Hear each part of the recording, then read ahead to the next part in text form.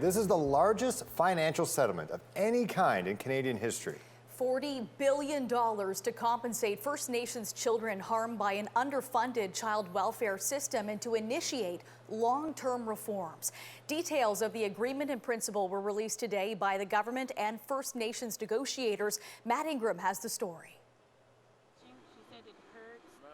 Righting an historical wrong with an unprecedented settlement. Wrongs fueled by an inherently biased system. Ottawa has reached a deal to provide $20 billion in compensation to First Nations kids on reserve and in the Yukon who were unnecessarily removed from their homes since 1991. There was actually an incentive for child welfare agencies to remove children. A First Nations child welfare agency would not receive funding unless the child was removed from their home and placed into foster care. The discriminatory removal resulted in an epidemic of foster care, also referred to sometimes as the Millennium Scoop. Money will also go to families who were impacted by a narrow interpretation of a law meant to eliminate service inequities and delays for Indigenous children. Resulted in First Nations children being denied medical and other services. Another $20 billion will be spent over 5 years to initiate long-term reforms of the First Nations Child and Family Services Program. That ensure First Nations that culturally appropriate supports and prevention services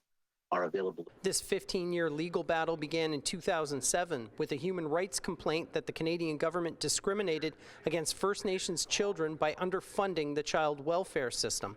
In 2016, the Human Rights Tribunal agreed, saying it caused trauma and harm to the highest degree, and ordered Ottawa to pay $40,000 to every child and primary guardian impacted. In 2019, the Trudeau government launched a challenge against the tribunal's decision to award compensation. That challenge was widely condemned by First Nations leaders, and in September, a federal court dismissed it.